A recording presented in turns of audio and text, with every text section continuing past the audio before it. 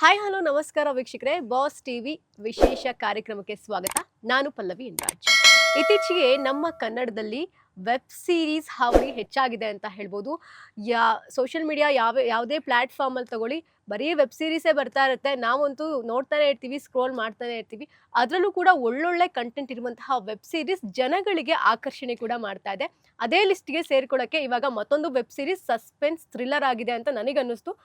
ನಾನು ಟ್ರೈಲರ್ ನೋಡಿದಾಗ ಏನೋ ಸ್ಪೆಷಲ್ ಆಗಿದೆ ಅಂತ ನನಗಂತೂ ಅನ್ನಿಸ್ತು. ಸೊ ಸದ್ಯಕ್ಕೆ ನನ್ನ ಜೊತೆಗೆ ಬೆಂಗಳೂರು ಆ ಒಂದು ಘಟನೆ ವೆಬ್ ಸೀರೀಸ್ನ ಟೀಮ್ ನನ್ನ ಜೊತೆಗಿದ್ದಾರೆ. ಸೊ ಅವ್ರ ಹತ್ರ ಮಾತಾಡ್ತಾ ಹೋಗೋಣ. ಏನು ಒಂದಷ್ಟು ವಿಶೇಷತೆ ಇದೆ ಈ ಒಂದು ವೆಬ್ ಸೀರೀಸ್ನಲ್ಲಿ ಅನ್ನೋದನ್ನ ತಿಳ್ಕೊಳ್ಳೋಣ. ಸೊ ಈ ಒಂದು ವೆಬ್ ಸೀರೀಸ್ ನಮ್ಮ ಕುಡ್ಲದ ಪ್ರೊಡಕ್ಷನ್ ಹೌಸ್ನಿಂದ, ಜೊತೆಗೆ ನಮ್ಮ ಕನ್ನಡ ಫಿಲ್ಮ್ಸ್ ಯೂಟ್ಯೂಬ್ ಚಾನಲಲ್ಲಿ ಬರ್ತಾ ಇದೆ. ನೀವು ಕೂಡ ನೋಡ್ಬೋದು. ಸದ್ಯಕ್ಕೆ ಹೀರೋ ಹಾಗೆ ಹೀರೋಯಿನ್ ಇದ್ದಾರೆ, ಅವ್ರನ್ನ ವೆಲ್ಕಮ್ ಮಾಡೋಣ. ಗುರುದತ್ ಅವರೇ, ವೆಲ್ಕಮ್. ಹೇಗಿದ್ದೀರಾ? ನಾನು ಚೆನ್ನಾಗಿದ್ದೀನಿ, ನೀವು ಹೇಗಿದ್ದೀರಾ? ನಾನು ಚೆನ್ನಾಗಿದ್ದೀನಿ. ಸೊ ಮೇಘನಾ ಅವರೇ, ಹೇಗಿದ್ದೀರಾ? ಚೆನ್ನಾಗಿದ್ದೀನಿ, ನೀವು? ನಾನು ಚೆನ್ನಾಗಿದ್ದೀನಿ. ನನಗೆ ಪರ್ಸ್ನಲಿ ವೆಬ್ ಸೀರೀಸ್ ನೋಡಿದಾಗ ಟ್ರೈಲರ್ ನೋಡಿದಾಗ ಏನೋ ಸಸ್ಪೆನ್ಸ್ ಆಗಿದೆ ಸ್ಟೋರಿ ಅಂತ ಅನ್ನಿಸ್ತು. ಹೆಸರು ಕೇಳಿದಾಗ ರಿಯಲ್ ಸ್ಟೋರಿನ ಹೌದಾ ಅಲ್ವಾ ಅಂತ ಒಂದು ಡೌಟ್ ಬಂತು. ಸೊ ಹೇಳಿ, ರಿಯಲ್ ಸ್ಟೋರಿನ ಇದು? ಇಲ್ಲ ma'am, it's not real story, ಇದು ಕಂಪ್ಲೀಟ್ಲಿ ಫಿಕ್ಷನಲ್ ಸ್ಟೋರಿ ಬರ್ದಿರೋದು. ಟೈಟಲ್ ಏನಕ್ಕೆ ಆ ಥರ ಇಟ್ಟಿದ್ದೀವಿ ಅಂತ ಹೇಳಿದರೆ, ಈ ಕಂಟೆಂಟ್ ಬಂದ್ಬಿಟ್ಟು ಇವತ್ತು ಬೆಳಿಗ್ಗೆ ಸ್ಟಾರ್ಟ್ ಆಗಿ ನೆಕ್ಸ್ಟ್ ಡೇ ಬೆಳಿಗ್ಗೆ ಅಷ್ಟರಲ್ಲಿ ಎಂಡ್ ಆಗುತ್ತೆ. ಸೊ ಒನ್ ಡೇ ಜರ್ನಿಯಲ್ಲಿ ನಡೆಯೋ ಒಂದು ಸ್ಟೋರಿ, ಅದರಲ್ಲಿ ಆ ಒನ್ ಡೇಲಿ ಒಂದು ಘಟನೆ ನಡೆಯುತ್ತೆ, ಅದ್ರ ಸುತ್ತ ರಿವಾಲ್ವ್ ಆಗೋ ಇನ್ವೆಸ್ಟಿಗೇಷನ್ ಸ್ಟೋರಿನೇ ಇದು. ಆ್ಯಂಡ್ ಆಸ್ ಯು ನೋ, ಇದು ನೀವು ಟ್ರೈಲರಲ್ಲಿ ಕೂಡ ನೋಡಿರ್ತೀರ, ಎಂಡಲ್ಲಿ ಇದೆ like it's a investigation on a rape story. I mean rape case ಆಗಿರುತ್ತೆ, ಅದ್ರ ಸುತ್ತ ನಡೆಯೋ investigation. So I thought this title would justify, ಅದಕ್ಕೋಸ್ಕರ ಇದನ್ನ ಇಟ್ಟಿದ್ದೀವಿ ನಾವು. ಈ ಒಂದು ಸ್ಟೋರಿ ಎಲ್ಲಿಂದ ಅಂದರೆ ಹುಟ್ಕೊಂಡಿದ್ದು ಎಲ್ಲಿ, ಹೇಗೆ? ಜಸ್ಟ್ ಆ್ಯಕ್ಚುಲಿ ಆಲ್ಮೋಸ್ಟ್ 1 year ಆಯ್ತು ನಾವು ಈ ಪ್ರಾಜೆಕ್ಟ್ ಸ್ಟಾರ್ಟ್ ಮಾಡಿ. ನಾನೊಂದು ಬೇಸಿಕಲಿ ನಾನು ದುನಿಯಾ ಸೂರಿ ಡೈರೆಕ್ಟ್ ಇದೆಲ್ಲ, ಅವ್ರು ನನ್ನ ದೊಡ್ಡ ಫ್ಯಾನ್. ನಾನು ಅವ್ರ ಕೈಂಡ್ ಆಫ್ ಮೂವೀಸ್ ಮಾಡಬೇಕು ಅಂತ ನಂಗೆ ತುಂಬ ಆಸೆ ಇತ್ತು. ಅಂದರೆ ಅವ್ರ ಮೂವೀಸ್ ನೋಡಿದ್ರೆ ನಿಮ್ಗೆ ತುಂಬ ಆರ್ಟಿಸ್ಟಿಕ್ ಫೀಲ್ ಕೊಡಲ್ಲ, ಕಣ್ಣಿಗೆ ಏನು ಕಾಣುತ್ತೋ ಆ ಥರ ಇಟ್ಕೊಂಡು ಬರ್ತಾರೆ. ಸೊ ನಾನು ಒಂದು ಇನ್ಸಿಡೆಂಟ್ ನನ್ನ ತಲೆಯಲ್ಲಿತ್ತು, ಈ ಥರ ಇನ್ಸಿಡೆಂಟ್ ನಡೆದ್ರೆ ಅದ್ರ ಸುತ್ತ ಏನು ನಡಿಬೋದು ಅನ್ನೋ ಒಂದು ಥಾಟ್ ಬಂತು. ಸೊ ಅದ್ರ ಸುತ್ತ ಒಂದು ಇಮ್ಯಾಜಿನೇಷನಲ್ಲಿ ಬರ್ದಿದ್ದಂಥ ಸ್ಟೋರಿ ಇದು.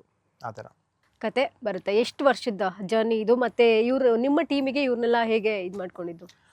ಆಲ್ಮೋಸ್ಟ್ ಅದೇ ಹೇಳ್ದಾಗ 1 year ಆಯಿತು ನಮ್ಮ ಥ್ರೂ ಔಟ್ ದ ಜರ್ನಿ. ಇದು ಸ್ಟಾರ್ಟ್ ಕತೆ ಬರೆಯೋಕ್ಕೆ ಶುರು ಮಾಡಿದಾಗಿಂದ ಔಟ್ಪುಟ್ ತಗೊಳ್ಳೋ ತನಕನೂ. ಕಾಸ್ಟಿಂಗ್ ಹೇಗಾಯಿತು ಅಂದರೆ, ಲೈಕ್ ಕೆಲವು ಕ್ಯಾರೆಕ್ಟರ್ಸ್ಗಳು ನನಗೆ ಮೊದಲೇ ತಲೆಯಲ್ಲಿತ್ತು. ಐ ನ್ಯೂ ದೆಮ್ ಬಿಫೋರ್, ನನ್ನ ಪ್ರೀವಿಯಸ್ ಶಾರ್ಟ್ ಫಿಲ್ಮ್ಸಲ್ಲೆಲ್ಲ ವರ್ಕ್ ಮಾಡಿದ್ರು. ಇನ್ನೊಂದಷ್ಟು ಕ್ಯಾರೆಕ್ಟರ್ಸ್ಗಳಿಗೆ ನಂಗೆ ಯಾವ್ದಾದ್ರು ಫ್ರೆಶ್ ಫೇಸ್ ಸ್ವಲ್ಪ ಜಸ್ಟಿಫೈ ಮಾಡೋರಂತ ಅಂದರೆ ಆ್ಯಕ್ಟಿಂಗ್ ಯಾವುದು ತುಂಬ ಕೇಳ್ತಿತ್ತಲ್ವಾ.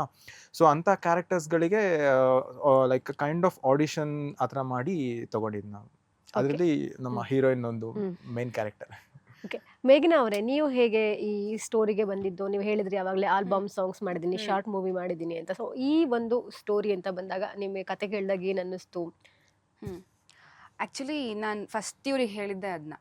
ನಾನು ಇಲ್ಲಿ ನನ್ನ ಕ್ಯಾರೆಕ್ಟರ್ನ ಮಾತ್ರ ನೋಡ್ಕೊಂಡು ಬರಲಿಲ್ಲ, but over all story demand ಮಾಡುತ್ತೆ. ಆ ಸ್ಟೋರಿ ಗೆಲ್ಲಬೇಕು, ಅದಕ್ಕೆ ಜಸ್ಟಿಸ್ ಸಿಗಬೇಕು.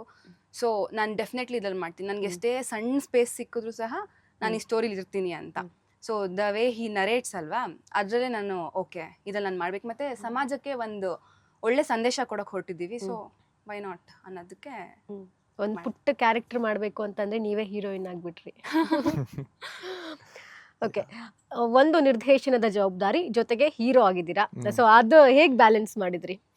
ಆ್ಯಕ್ಚುಲಿ ನಿರ್ದೇಶನ ಒಂದೇ ಜವಾಬ್ದಾರಿ ಇಲ್ಲ, ಕತೆ, ಚಿತ್ರಕಥೆ, ಸಂಭಾಷಣೆ, ನಿರ್ದೇಶನ, ನಿರ್ಮಾಣ, ಆಮೇಲೆ ಎಡಿಟಿಂಗ್ ನಾನು ಮತ್ತು ದೀಪಕ್ ಅಂತ ಸೇರ್ ಮಾಡಿದ್ದು. ಸೊ ಈ ಥರ ಹಲವಾರು ವಿಭಾಗಗಳಲ್ಲಿ ನಾನು ಅಂದರೆ ಆಸಕ್ತಿಯಿಂದ ನಾನೇ ತೊಡಗಿಸ್ಕೊಂಡಿರೋದು. ಸೊ ಹ್ಯಾಂಡಲ್ ಮಾಡೋದು ಅಂದರೆ ನನಗೇನು ಕಷ್ಟ ಅನಿಸ್ಲಿಲ್ಲ, ಟು ಬಿ ಫ್ರ್ಯಾಂಕ್, ಬಿಕಾಸ್ ನಾನು ಈ ಹಿಂದೆ ಶಾರ್ಟ್ ಫಿಲ್ಮ್ಸ್ ಎಲ್ಲ ಮಾಡಿದ್ನಲ್ಲ. So no problem. ಆ್ಯಂಡ್ ನನಗೆ ಮೇಯ್ನ್ ಸ್ಟ್ರೆಂತ್ ಆಗಿ ನನ್ನ DOP ಇದ್ದಾರೆ ನನಗೆ ಸೆಟ್ಟಲ್ಲಿ.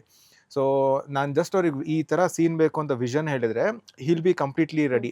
ಈಸ್ ಅ ಕೈಂಡ್ ಆಫ್ ಏನನ್ಬೋದು, ಸೆಕೆಂಡ್ ಡೈರೆಕ್ಟರ್ ಅಂದ್ಬಿಡ್ಬೋದು. ಸೊ ಅವ್ರದ್ದು ಸಪೋರ್ಟ್ ಕೂಡ ಇತ್ತು. ಆಮೇಲೆ ಟೀಮ್ ಕೂಡ ತುಂಬ ಚೆನ್ನಾಗಿ ಕೋಆರ್ಡಿನೇಟ್ ಮಾಡ್ತಿದ್ರು. So I did not feel ಅಂದರೆ ಕಷ್ಟ ಏನು ಅನಿಸ್ಲಿಲ್ಲ, ಚೆನ್ನಾಗೋಯ್ತು. ಒಂದೊಂದು ಕ್ಯಾರೆಕ್ಟ್ರಿಗೂ ಕೂಡ ಅದರದ್ದೇ ಆದ ತೂಕ ಇದೆ ಅಂತ ನನಗನ್ನಿಸ್ತು. ನನಗೆ ಎಡಿಟಿಂಗ್ ತುಂಬ ಇಷ್ಟ ಆಯಿತು. Thank you.